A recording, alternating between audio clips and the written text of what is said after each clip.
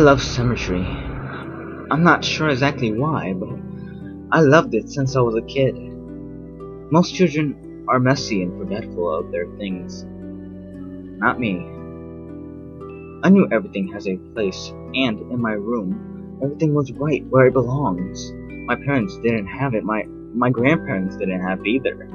Not a single person in my family had it. I started referring to it as it because I truly believe it's a thing inside me. A stowaway that shouldn't be there but lives inside me. It's a need, a desire, a longing to be perfect. A perfect on both sides.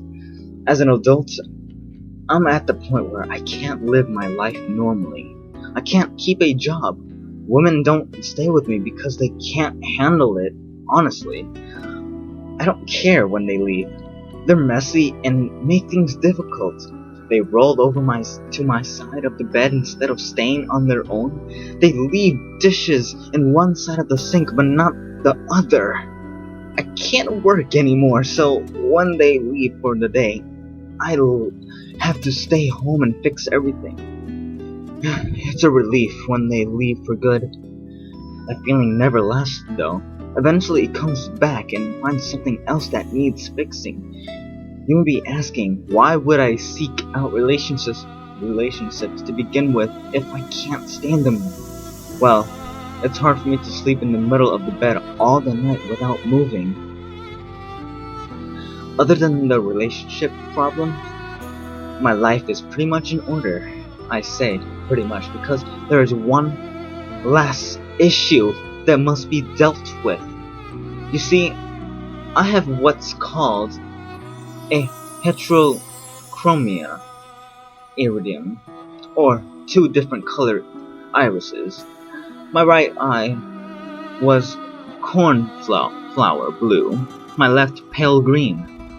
Both my parents have cornflower blue eyes, my siblings and cousins as well. My green eye is a broken one. It makes me unbalanced. Every time I look at myself in the mirror, it stares right back at me. It's all I think about now. Everything is in the right place except my green little mistake. It didn't hurt at first when I dug the spoon under my eye. It didn't even hurt when it popped out. It was hanging by my cheek. Was it shock that was keeping the pain away? Or was it I snipped the optic nerve and blotted the warm fluid that was streaming down my face? My vision being cut in half was a strange sensation. What was left of the dangling flesh I placed back in the now empty hole. I bandaged the wound, rinsed the spoon, and went to sleep. I woke up happy. I slept better than I had in years. It was finally done. I was fixed. I got out of bed and stumbled to the bedroom. My body ached. My head was on fire. I flipped the switch in the bathroom, and the light was blinding. I slowly removed the bandage that was soaked with blood and was sticking to my face like tape. When I looked up to the mirror, my stomach turned. Only then I had realized what I'd done to myself. I couldn't believe it. There was a hole in the left side of my face, but not the right. I was unbalanced again. It was much harder digging out the second eye. My hands were shaking, and when I dug the spoon in, I missed several times, puncturing my pupil. 3 times before I got the it in the right place. Once the eye popped out, I reached for my scissors to finish the job. The blood from the previous right night had dried on the blades, so the scissors didn't cut very well. You know when you were a kid in elementary school and your teacher made you cut construction paper for art projects?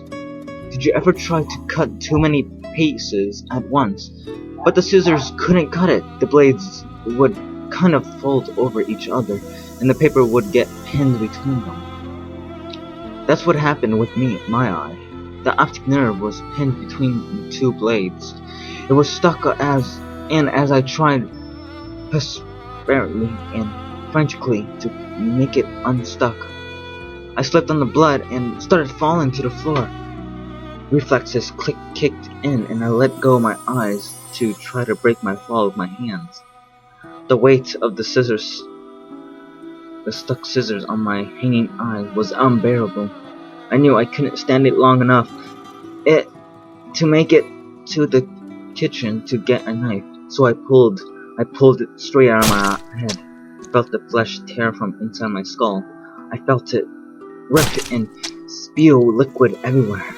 I knew I was crying, but there was no telling the tears from the blood from the peculiar fluids. When I heard the wet slap on the bloody flesh against the tile floor, I knew I was done. I knew it was done. I could live my life now without having to see people awful, messy, uneven lines.